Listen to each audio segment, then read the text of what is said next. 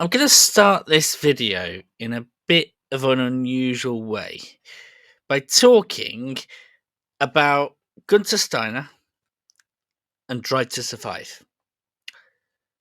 They go together so well, don't they? Gunther Steiner and Drive to Survive.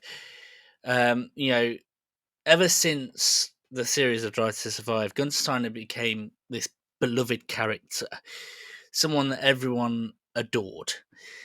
Um, And in a weird way, I'm going to be talking about a guy who was probably the Drive to Survive spirit, the um, the beloved character of Formula One back in the day. Because here's the thing: why is it that people like Gunther Steiner so much? Not afraid to say how it is. Lovable character in terms of the smiles and just enjoying life, um, but also understood the seriousness of Formula One. And we're going to be talking about a similar type of character, a guy who, again, was the rock and roll guy of Formula One. He had dealt with the pressures. He was a very serious guy. He was a brilliant businessman, and he was a bit outspoken, but he was also fun and warm spirited. And this guy owned a team that ended as a green team and started as a green team. Yes, today we learnt of the passing of the beloved Eddie Jordan.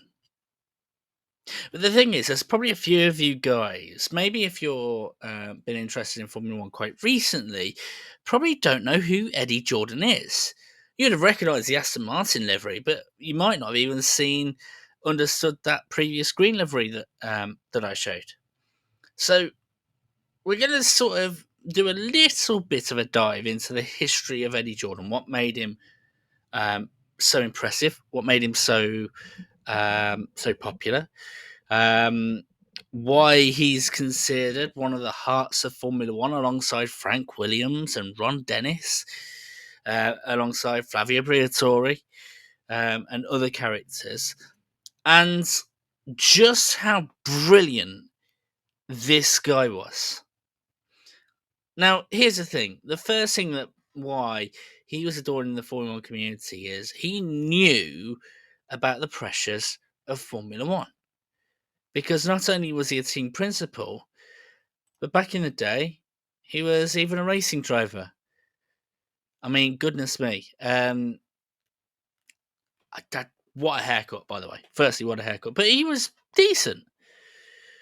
Almost like the Christian Horner of his time. Managed to get into Formula 2, but couldn't really push much farther past that, and that was mainly down to financial reasons. He was obviously expensive to get into Formula One. By the way, how crazy is that? Cheaper to own a team than to race in a team. But for his family, so he basically did the step up and created the Jordan Racing Team. Now he didn't buy out a team in Formula One. Oh no, no, no, no, no, no, no. He started out with his team in Formula 3 and basically grew the team to eventually become a Formula 2 team and then a Formula 1 team. And so as a result, this team became a team that, if you wanted to grow in the sport, if you wanted to get your first big break in the sport, this was almost a team to focus on. And I'm not uh, overstating that either. Let me just give you a good indication. And this is just some, and I mean that, some of the racing drivers in Formula One that have owed their careers to Eddie Jordan and Jordan Racing. We'll start off fairly small. We have Heinz Harald Frentzen, we have Jarno Trulli. Heinz Harald Frentzen, who was brilliant Williams driver, came second in a lot of championships alongside Jacques Villeneuve. Jarno Trulli as well. Again, knew how to drive a car. His defense was so good that you were used to get the Trulli train That's how well this guy knew to defend. Then we have the great commentator Martin Brundle. Owed his very existence to Jordan back in Formula 3 and paid it back in Formula 1 later on. Again, another brilliant driver owed his existence to Eddie Jordan. Two more drivers, Ralf Schumacher, Damon Hill. Again, brilliant drivers. Damon Hill, a world champion. Ralf Schumacher, a very capable driver of the 2000s. In fact, in football they have Barclays men. Ralf Schumacher was almost the equivalent of that for Formula 1. Not top, but it's certainly like a streets will never forget type of character. Then we have Rubens Barrichello and Eddie Irvine. Again, two more drivers that owed their existence to Eddie Jordan. Brilliant drivers in their own right. Eddie Jordan ended up in Ferrari, ended up at Jaguar. And Rubens Barrichello, again, very capable driver. I think for a long time he had the most amount of Grand Prix. And I think there's another driver, another German guy that owed their existence to Jordan. Who is it? Oh, yeah, Michael Schumacher. If it weren't for the Jordan Racing team, we might have never seen Michael Schumacher in Formula 1. In 1997, due to circumstances that really went against the Jordan Formula 1 team, they needed a driver fast. And Eddie Jordan just knew to go for Michael Schumacher and take a punt. So that was what he was like, really, as almost like a coach.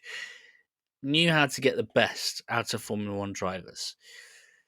But I want to really touch on probably the bit that I am most impressed by, which is his business sense. Now, you might have seen earlier, yes, we've had some green cars. We also had some yellow cars, right? That Jordan was part of. And that's probably the most famous livery that Jordan's part of, is the yellow liveries. And it's actually, we're going to focus on that yellow livery a little bit more to show just how much of a business sense this guy had. We're going to start off with, why was the Jordan car yellow? Why did it go from green to yellow? Well, the reason why it became yellow was because of their sponsorship with Benson and Hedges. Now, a quick little Google search will tell you Benson and Hedges, cigarette company, tobacco company. And we might know nowadays that it's not exactly the sort of thing you want to really be advertising. And so there were rules and strict rules on advertising, which included Formula 1 cars. And this is where we start off with the first bit of business sense that Eddie Jordan had, which was, okay, then how do we get around those rules?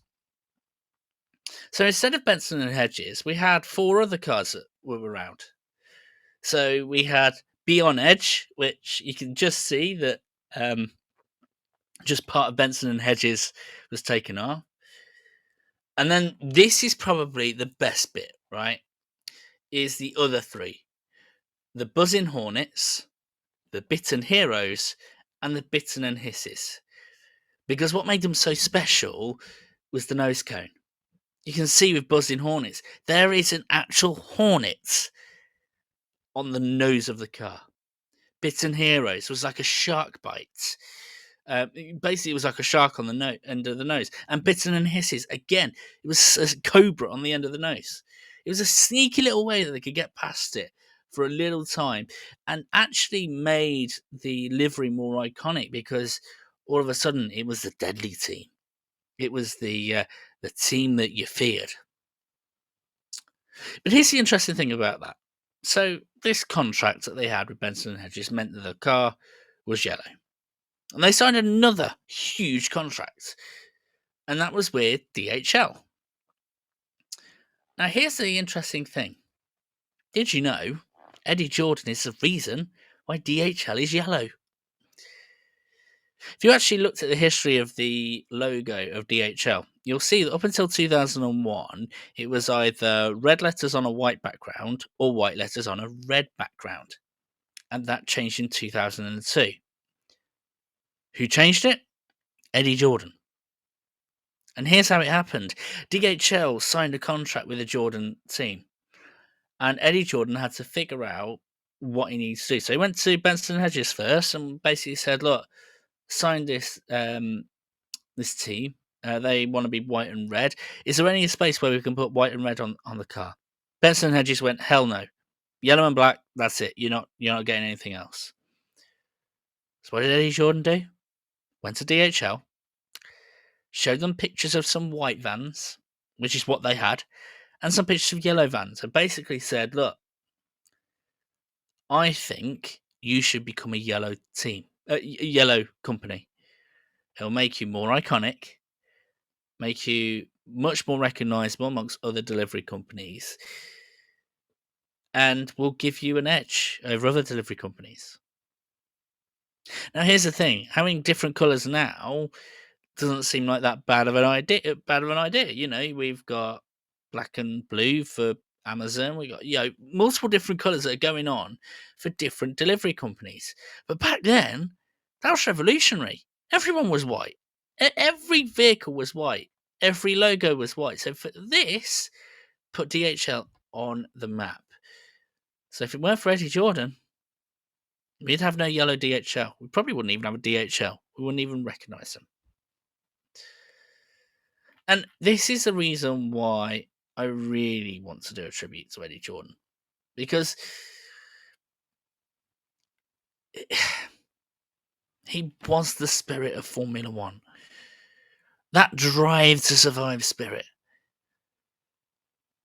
You want to talk about somebody that everyone wanted to embrace and talk to quite privately.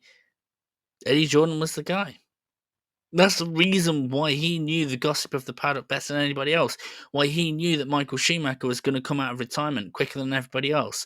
Why he knew that Lewis Hamilton was going to go to Mercedes quicker than everyone else. Because everyone felt comfortable around him, of just letting him know what was going on, what they were hearing, little messages, everything like that. Also, he was a fun guy. I say he wanted to bring the rock and roll into Formula One, and the reason was he was rock and roll. Full of life. Wonderful guy, but exciting guy. He had his opinions, sure, but he backed them. And enough self-awareness as well to know when he was struggling, to know when he was out of it. There's a reason why he used to be welcomed back into media areas, whether that be F1 broadcaster on the paddock, whether that be even on Top Gear he was on, because people loved him. And I think, in a weird way, that's what we should celebrate, even more than his successes, even more than the fact that he had a team that was being outspent by everybody else and yet still had the opportunity to win. We won't talk about their last podium because that is a race that no one should be talking about, but their last win in 2003, again, was like the team that took advantage of everything else. Almost like the modern day Williams that's happening right now. But even more than all of that is the type of person he was. There's a reason why the young drivers loved him. There's a reason why he was loved in the paddock. There's a reason why all of this, and it's because of him. And I think for that makes him a very special character. Because not only was he a Formula One legend, but he was a legendary person. And for that, EJ, tribute to you. Rest in peace. And who knows what might come of this, of all the tributes, but just want to say thank you for giving us the fun the life of Formula One. And I can only hope that the life that is being celebrated right now continues over the Chinese Grand Prix weekend, maybe over a bit longer. In fact, Aston Martin, would be lovely to see if you could do a tribute to Jordan. Would really love it. Anyways, hope you guys enjoy the Chinese Grand Prix happening starting tomorrow. It's going to be very interesting. Looking forward to it. See you guys at the weekend. Take care.